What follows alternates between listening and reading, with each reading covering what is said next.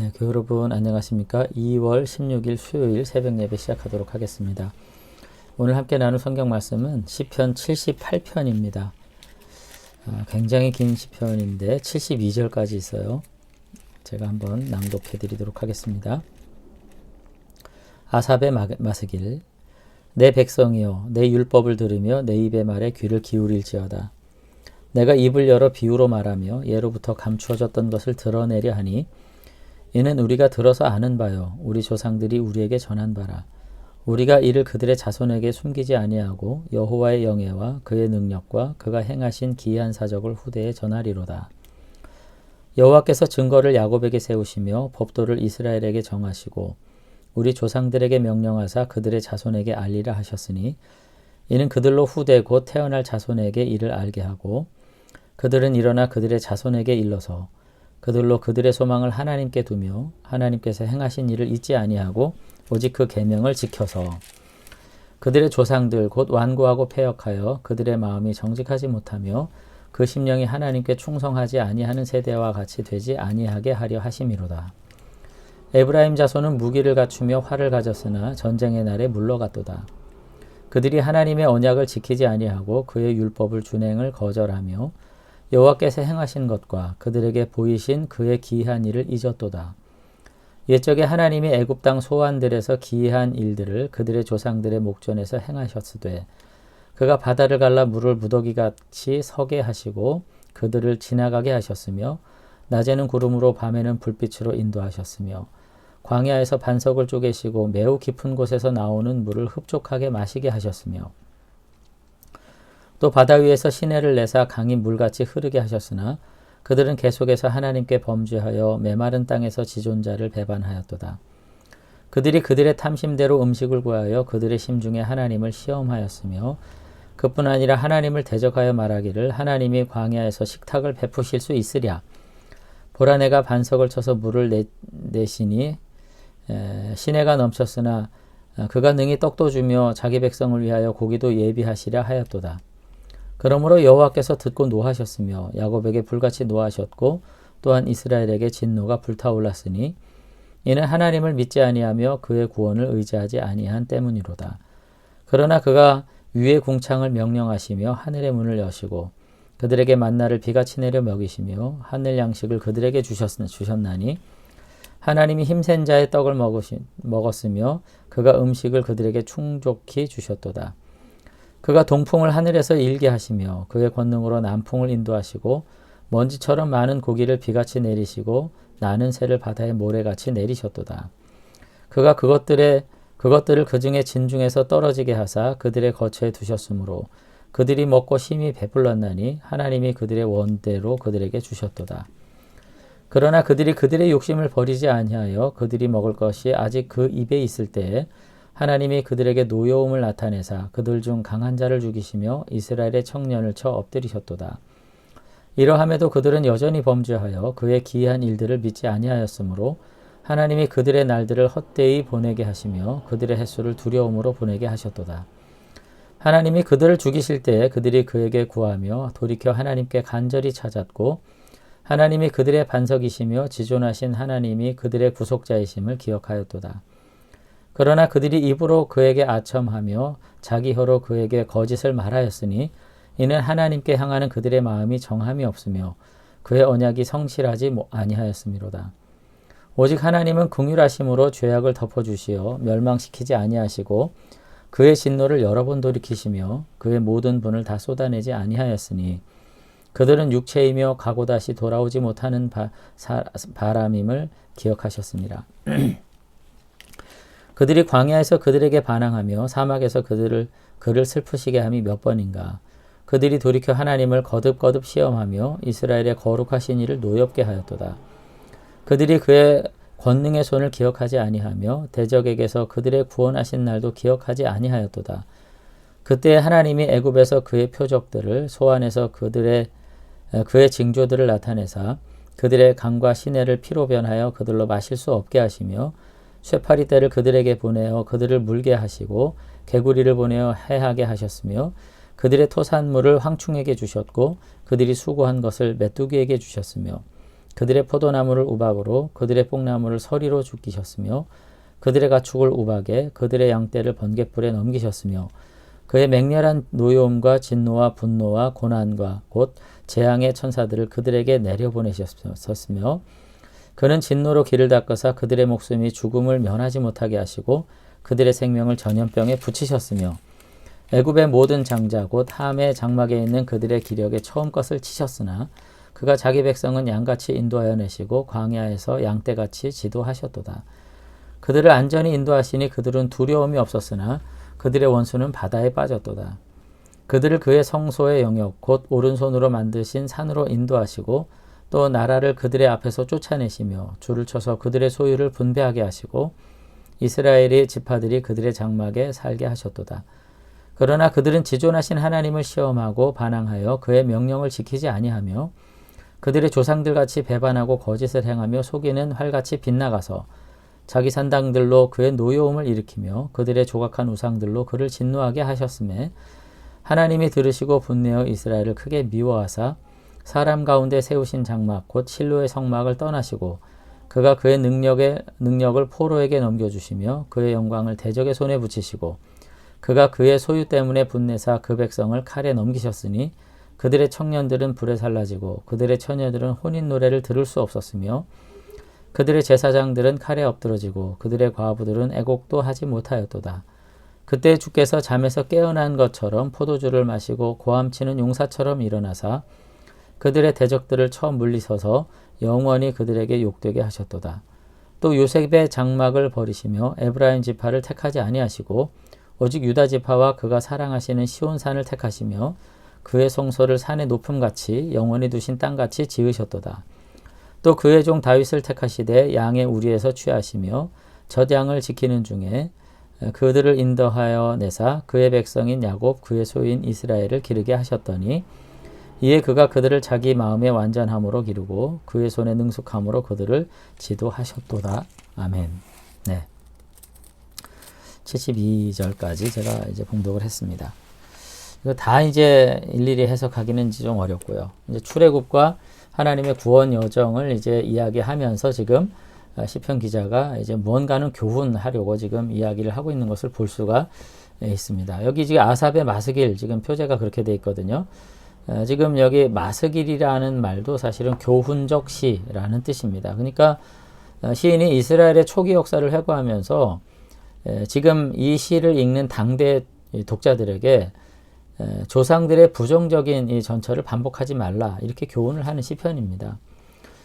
이와 같이 이제 역사적이고 교훈적인 시편의 경우에는 대부분 이제 그 의도가 있어요. 하나님의 신실함을 강조하고 이스라엘 백성들의 불신앙을 이제 대조하면서 이스라엘이 왜 실패할 수밖에 없었는가 하는 것을 교훈하기 때문에 실제로 과도하게 이스라엘의 어떤 삶을 부정적으로 이제 강조를 하는 경향이 분명히 있습니다. 물론 이제 구약을 보면서 우리가 이제 하나님의 신실하심에 비해서 이스라엘 백성들이 굉장히 패역한 태도로 하나님을 신뢰하지 못한 어떤 실패를 반복했던 거 알 수가 있지만은 그럼에도 불구하고 우리가 그러니까 구약은 다 쓸모없다라고 보기보다는 이러한 어떤 대조, 이러한 어떤 세계관을 가지고 이제 표현하는 것들이 결국은 목적은 이스라엘을 비난하기 위함이라기보다는 신실하신 하나님을 찬양하고 인간이 가지고 있는 어떤 불성실, 무능함을 경고하기 위한 측면이 있다는 점을 우리가 간과해서는 안 되겠다 그런 생각을 하는 거죠. 그러니까 이스라엘을 무조건 비난하려고 하는 태도가 신앙을 고양하는 태도는 아니다. 사실 이스라엘의 태도는 뭡니까? 그 안에 보여지는 일정한 패턴들, 하나님의 신실함에도 불구하고 그 신실함에 기대어 살지 못하고 자기의 욕망을 가지고 불성실하게 행하다가 하나님의 심판을 자초하는 이와 같은 태도들은 사실 인간의 보편적 태도가 그 안에 있는 거죠. 우리가 그런 모습으로 지금까지 살아온 것이고 그와 같은 가능성이 늘 있는 가운데 하나님의 은혜 아니면 우리가 넘어질 수밖에 없는 그런 존재라는 점을 우리가 생각을 해야 되는 거죠.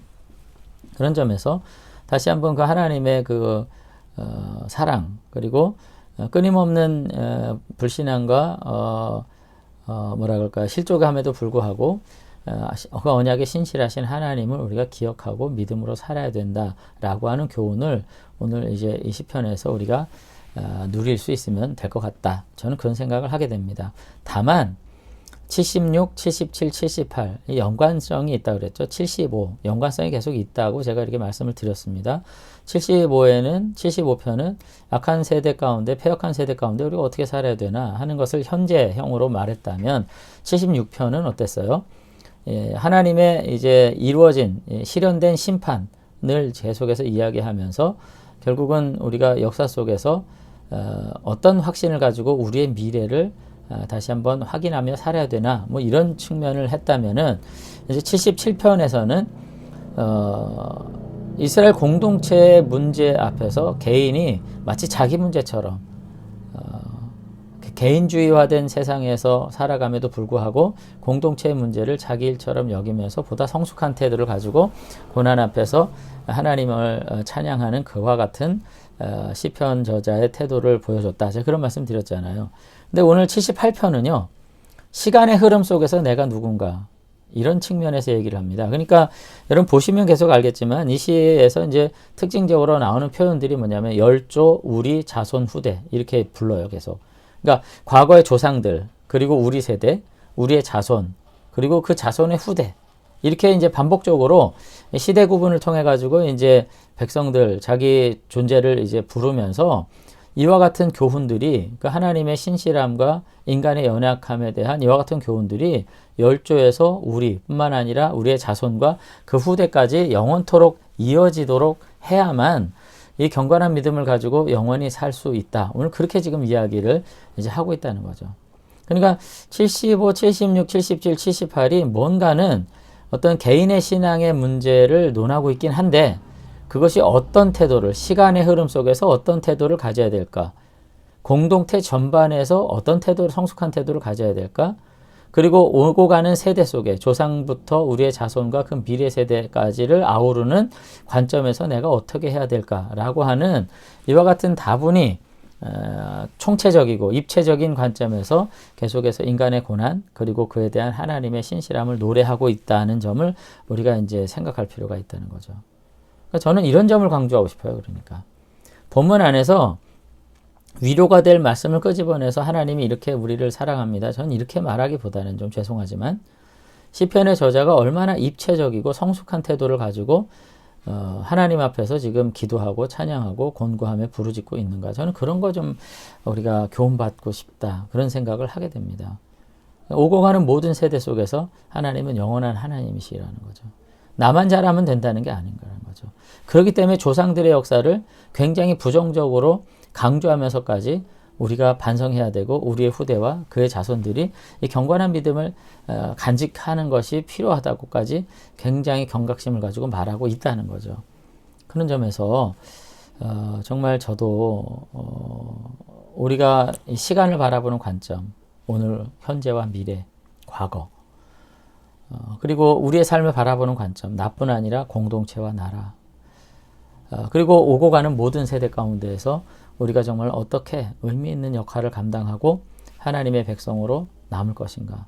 나만 하면 행복하고 믿음 지키면 다가 아니다. 오늘 저는 시편 기자가 그렇게 계속해서 이야기하는 것 같아요. 그래서 우리들도 다시 한번 시간의 흐름 속에서 역사 인식 가운데에서 나를 반성할 수 있었으면 좋겠고 국가 공동체, 이 우주적인 세상 가운데에서 이 많은 인류와 이 세상 가운데서 내가 어떤 존재일까 이런 것을 좀 반성했으면 좋겠고요. 오고 가는 모든 세대 가운데에서 내가 해야 될 역할이 무엇인가를 생각하면서 정말 의미 있게 나의 삶을 하나님 앞에 드리고 나의 존재함으로 인해서 하나님의 은혜가 이어지는 이와 같은 복된 삶을 살아야 되겠다 하는 반성들, 이와 같은 교훈들 우리가 가질 수 있었으면 좋겠습니다. 그래서 그와 같은 정말 폭넓은 그 성숙한 신앙 속에서 내 개인의 문제를 생각할 때 우리는 정말 지혜로운 결단들을 내리고 하나님 앞에 의미 있는 삶을 살 수 있음을 다시 한번 기억하면서 나에 몰입돼서 고민하는 삶이 아니라 이와 같은 성숙한 신앙 안에서 나의 문제를 내어놓고 다시 한번 공동체적으로 또 국가적으로 역사적으로 세대 가운데에서 감당할 만한 일들을 감당하고 주님 앞에 구할 것은 구하면서 정말 건강하게 정말 복되게 하나님 앞에 살아갈 수 있는 믿음 이어갈 수 있었으면 좋겠습니다. 한번 기도하겠습니다. 네, 하나님 아버지, 오늘 시편 저자는 오고 가는 모든 세대 속에서 내가 어떻게 존재해야 될까, 그리고 오는 세대들이 하나님을 과연 어떻게 섬겨야 될까 하는 문제를 고민하면서 조상들과 자신의 삶에 대한 정말 풍성한 반성과 더불어서 그럼에도 불구하고 하나님의 은혜가 얼마나 신실하신가 하는 것들을 교훈하고 있는 거 보게 됩니다. 하나님, 우리가 인간적인 한계 속에 살아가는 자들이지만 그래도 말씀과 성령 안에서 늘 교훈받는 이와 같은 현실 속에 있다는 점 기억하게 되길 원합니다. 반복적인 죄악과 반복적인 실망, 반복적인 실족함을 결코 신앙의 덕목이 될 수 없음을 다시 한번 기억하면서 여러 가지 연약한 중에도 다시 한번 구약의 백성들과 신실한 하나님의 백성들에 대한 교훈들을 다시 한번 묵상하면서 우리는 고통과 불신앙과 연약함을 반복하지 않는 신실함과 지혜로움으로 살아갈 수 있도록 하나님께서 우리를 붙잡아 주시옵소서. 아버지 하나님, 우리 택한 교우들이 다시 한번 우리의 삶의 연약함 속에서 과거의 잘못을 반복하지 않고 믿음의 결단으로 주님 앞에 나아가서 다시 한번 하나님의 은혜를 구하고 진정한 위로와 온전한 응답 가운데서 서게 되도록 주님께서 축복해 주시옵소서. 특별히 우리 믿음의 후사들을 기억하시고 믿음의 다음 세대들을 주님께서 기억하셔서 우리의 연약함을 답습하는 것이 아니라 다시 한번 순교적 신앙 가운데에서 새로운 시대를 도전으로 맞이할 수 있는 복된 믿음의 사람들이 될 수 있도록 축복해 주시옵소서. 주님 함께 해주실 줄로 믿사옵고 예수님 이름으로 기도드리옵나이다. 아멘. 오늘 하루도 다시금 복 주시는 주님과 더불어서 빛나는 인생 또 한날로 살아드릴 수 있게 되기를 주의 이름으로 축원합니다. 감사합니다.